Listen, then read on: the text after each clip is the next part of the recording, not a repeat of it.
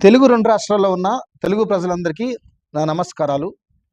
మరి గరికపాటి నరసింహారావు గారు గడిచిన కొన్ని దినాల క్రితం మరి గవర్నమెంట్ స్కూల్‌లో చదువుతున్న పిల్లలు తినే ఆహారం గురించి కొన్ని అనుచిత వ్యాఖ్యలు చేయటం మీరందరూ విన్నారో, చూశారు. అయితే ఒక క్రైస్తవుడిగా నేను కూడా దీని విషయంలో స్పందించాలని ఈరోజు మీ ముందుకు రావటం జరిగింది. అయితే గరికపాటి నరసింహారావు గారిని చాలామంది ప్రజలు ఆయన ఒక ప్రవచనకర్త, మోటివేషనల్ స్పీకర్ అని సంబోధిస్తూ ఉంటారు. అయితే ప్రవచనకర్త, ప్రవచనము అన్న మాటకు అర్థం ఏంటి?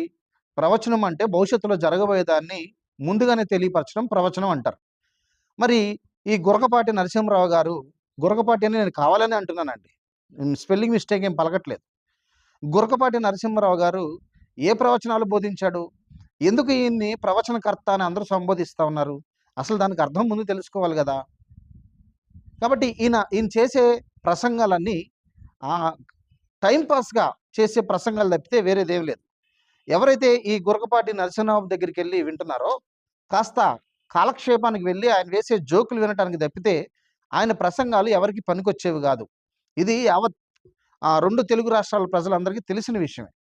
ఇకపోతే మన ఆంధ్ర రాష్ట్ర గవర్నమెంట్ వారు మరి గవర్నమెంట్ స్కూల్‌లో చదువుతున్న పిల్లల్ని ఎంతో ప్రేమించి, ఇది చాలా సంవత్సరాలుగా పిల్లలకి ఉచిత ఆహార పథకాన్ని స్కూల్‌లో అమలుపరుస్తూ వచ్చారు. ఈ ఆహారాన్ని గవర్నమెంట్ స్కూల్‌లో చదువుతున్న పిల్లలందరూ ప్రతిరోజు మధ్యాహ్నం వేళ చక్కగా మంచి ఆహారాన్ని గవర్నమెంట్ వాళ్ళు అందిస్తా ఉన్నారు. దానికోసం ప్రత్యేకమైన ఒక బడ్జెట్‌ని కూడా కేటాయించారు. పౌష్టిక ఆహారం కొరకు పిల్లలకి చిక్కీలు, అలాగే వాళ్ళకి మంచి మంచి ఆహారం, అలాగే గుడ్డు, ఆహార పదార్థాలన్నీ ఎందుకు పిల్లలు మంచిగా చదువుకోవాలి, మంచి ఆరోగ్యవంతులవ్వాలి. నేటి బాలలే రేపటి పౌరులు అని మరి చెప్పినట్టుగానే, మరి ఈరోజు పిల్లలు సరైన గవర్నమెంట్ స్కూల్‌లో చదువుకుంటున్న పిల్లలు చాలామంది కొంచెం బడుగు వర్గాల నుంచి వచ్చేవాళ్ళు ఎక్కువ మంది ఉంటారు. మరి తల్లిదండ్రులు కష్టపడి సరైన ఆహారం పెట్టుకోలేని పరిస్థితుల్లో వాళ్ళు ఉంటారు గనక, గవర్నమెంట్ దీని విషయంలో స్పందించి, పిల్లలు రేపు సమాజానికి ఉపయోగపడేవాళ్ళు, వాళ్ళ నుంచి ఒక ఉన్నతమైన స్థితికి వెళ్ళవలసిన వారు లేపబడతారని గమనించి, తల్లిదండ్రులు కొంతమంది ఆహారం పెట్టుకోలేని పరిస్థితిలో ఉన్న బిడ్డలకి గవర్నమెంట్ వారే దానికొక బడ్జెట్ కేటాయించి, వాళ్ళకి చక్కని శ్రేష్టమైన ఆహారాన్ని మరి ప్రతిరోజు గవర్నమెంట్ స్కూల్‌లో అందిస్తా ఉన్నారు. ఇది చాలా శుభ పరిణామం. పిల్లలు మంచి ఆహారం తినటం వల్ల వాళ్ళు మంచిగా ఆరోగ్యవంతులుగా ఉండటం వలన చక్కగా వాళ్ళు చదువుకోగలుగుతారు. కానీ గరిగిపాటి నరసింహారావు గారు చేసిన వ్యాఖ్యలు చాలా అమానుషం. ఒకసారి ఆయన ఏం మాట్లాడారో మీరొకసారి ఈ వీడియోలో వినండి. పిల్లల్లో మధ్యాహ్న భోజనం ముఖ్యమైనది, చదువు మిధ్యాహ్నం అయిపోయింది. చదువు ఎవడికి అక్కల. భోజనంలో గుడ్డెట్టారా, గడిది గుడ్డెట్టారా, అన్నం తినేవాడు కొడుగుడు పెట్టడం ఏంటంటే బుద్ధి ఉందా లేదా? చదువుకోమని లేకపోతే వెళ్ళిపోమని చెప్పేవాడిని. కొడుగుడు కోసం వస్తావు నువ్వు. ఈ గుడ్లు లెక్క రాయాలి మాస్టర్లు, వాళ్ళ కర్మ కాలిపోయి. చదువు చెప్పక్కల్లా. ఎన్ని గుడ్లు వెళ్ళాయి, ఎన్ని గుడ్లు మిగిలే, ఎన్ని గుడ్లు మధ్యలో పేలే, ఎన్ని గుడ్లు ఈ మాస్టర్ తినేసాడు. ఇంక వీడు చదువు ఎందుకు చెబుతాడండి? అసలు పిల్లలకి భోజనం పెట్టడం ఏంటంటే వాళ్ళ భోజనాలు వాళ్ళని తెచ్చుకోవలేదు, మానేమానండి. అంటే పిల్లలకు భోజనం పెట్టి పుస్తకాలు ఇచ్చి యూనిఫార్మ్ ఇన్ని ఇస్తే వాడు చదువుతాడా? శోభనం పెళ్లి కొడుకులో మంచం ఎక్కి కూర్చుంటాడు. ఎందుకు చదువుతాడు వాడు? విద్యార్థికి ఎన్ని సౌకర్యాలా అవసరమా? చదువు రావట్లేదు ఎవరికి, భోజనాలే వస్తున్నాయి. పైగా అందులో బల్లి పడింది, పిల్లి పడింది, పడదా? ఆ వండి పెట్టే వాళ్ళకి డబ్బులు ఉండవు. ఎక్కడి నుంచి ఇస్తారు? ఎంతమందికి ఇస్తారమ్మా? ధార పోస్తారు ప్రభుత్వం వాళ్ళు. ఎక్కడి నుంచి ఉన్నాయి డబ్బులు? ఇక్కడ నీ డబ్బులు పెట్టి నువ్వు చదువుకో, నీ అన్నం నువ్వు తిను, నీ బట్టలు నువ్వు కట్టుకో, నీకు ఇష్టమైతే చదువు. ప్రభుత్వం పని ఏమిటంటే, ఉభయ తెలుగు రాష్ట్రాల పెద్దలందరూ వింటారు నా కెమెరా ద్వారా కాబట్టి చెబుతున్నా, ప్రభుత్వం కర్తవ్యం బాగా చదువు చెప్పడం తప్ప పుస్తకాలు ఇవ్వడం, బట్టలు కుట్టించడం, అన్నం పెట్టడం కాదండి.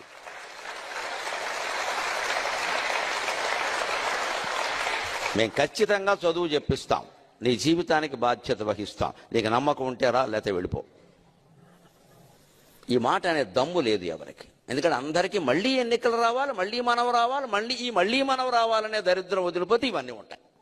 మళ్ళీ నువ్వే ఎందుకు రావాలి? ఇంకొకడు వస్తాడు, నీకు అనవసరం. చూశారు కదా ఏమంటున్నాడు? పిల్లలకి గుడ్డు పెట్టేది ఏందండి, గాడిద గుడ్డు. అసలు ఆహారం ఎవరు పెట్టమన్నారు వాళ్ళకి? ఉచితంగా పుస్తకాలు ఎవరు ఇవ్వమన్నారు? ఉచితంగా బట్టలు ఎవరు ఇవ్వమన్నారు? ఎవరి అన్నం వాళ్ళు తెచ్చుకోవాలి, ఎవరి డ్రెస్ వాళ్ళు తెచ్చుకోవాలని ఈయన మాట్లాడుతూ ఉన్నాడు. నేను గరికపాటి నరసింహారావుని అడుగుతున్నాను, నీ తాత సొమ్మేమని పెడుతున్నావా? మీ నాన్న సంపాదించిన ఆస్తులు ఏమైనా తీసుకొని నువ్వు బిడ్డలకి పెడుతున్నావా? నోటికి ఇష్టానుసారంగా వచ్చినట్టు మాట్లాడితే ఖచ్చితంగా దీని పర్యవసనాన్ని నువ్వు అనుభవించాలి. నీ ఇంట్లో సొత్తు ఏమైనా తీసుకొచ్చి పెడుతున్నావా?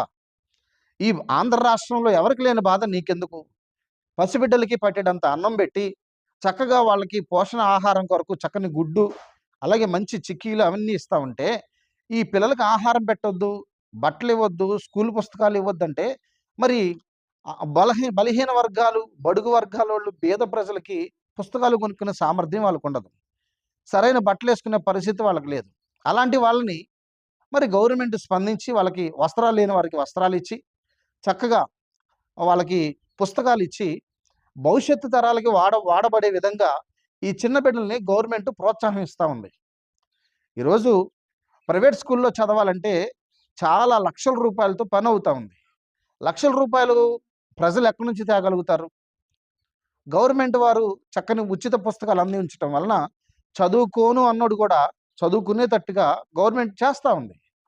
తల్లిదండ్రులు కూడా వెట్టి పనులకెళ్ళి కాలువలు పని చేసేవాళ్ళు కావచ్చు, చాలామంది కావచ్చు. అలాంటి వాళ్ళు పిల్లల్ని చదివించుకోలేక చాలామంది పిల్లల్ని బాల కార్మికుల్లాగా చేస్తా ఉన్నారు. అయితే ఎందుకు ఇదంతా జరుగుతా ఉంది? పిల్లలు చదువుకోకుండా పని పాటలకు వెళ్తూ చిన్న వయసులోనే వాళ్ళు దారి తప్పడానికి కారణం ఏంటంటే చదువు లేకపోవడం వల్ల. ఈరోజు వాళ్ళని చదివించుకోవడానికి గవర్నమెంట్ వాళ్ళు చక్కని అవకాశాన్ని ఇచ్చి, గవర్నమెంటే డబ్బులు కేటాయించి పుస్తకాలు ఇచ్చి చదివిస్తా ఉంటే, ఈ గరిగిపాటి నరసింహరావు బిడ్డల భవిష్యత్తు మంచిగా ఉండటం నీకు ఇష్టం లేదా? నువ్వు చేసే వ్యాఖ్యల ద్వారా కొన్ని వేల రూపాయలు నీకు వస్తా ఉన్నాయి. ఆ వేల రూపాయలు ఎప్పుడైనా ఎవరికైనా ఖర్చు పెట్టావా? నీ ప్రసంగాల ద్వారా ఎవరికైనా ఉపయోగపడినాయా చెప్పు ఒకసారి. ఏదో కుళ్ళు జోకులు 4 జోకులు వేస్తావు. అనుష్కని చూసి నేనే నా కళ్ళు తిప్పుకోలేకపోతున్నాను, 50 ఏళ్ళు వాడిని నేనే ఆగలేకపోతున్నాను, కుర్రోళ్ళు ఎలాగ ఆగుతారని ఇలాంటి అసహ్యమైన మాటలు స్త్రీలు ఉన్నారా, పిల్లలు ఉన్నారా, వృద్ధులు ఉన్నారా అని చూడకుండా ఇలాంటివి సరసోక్తులని నువ్వు ఆ సభల్లో మాట్లాడుతూ ఉన్నావు.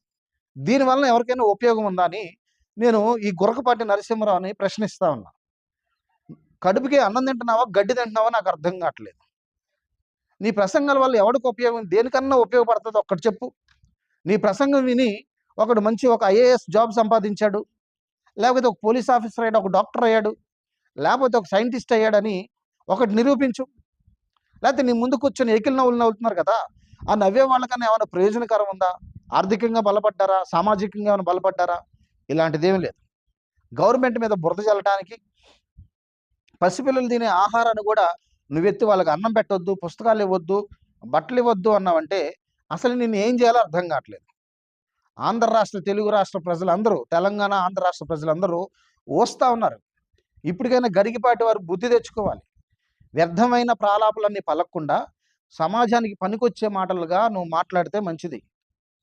బిడ్డలు ఆహారం తిని చక్కని వస్త్రాలు కట్టుకొని, ఒకప్పుడు గవర్నమెంట్ స్కూల్‌కి జాయిన్ చేయాలంటే చాలామంది పెద్దోళ్ళు భయపడేవాళ్ళు. కానీ ఈరోజు పిల్లలకు ఉచిత చదువు అందుతుంది, ఉచిత విద్య అందుతుంది.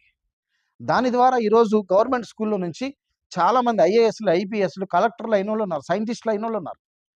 ఒకవేళ అలాంటి ప్రాథమిక విద్యని, చదువుని, ఆహారాన్ని, బట్టలను గనక వాళ్ళకి అందించకపోతే ఈరోజు అంతమంది ఎక్కడి నుంచి తయారవ్వగలిగేవాళ్ళు?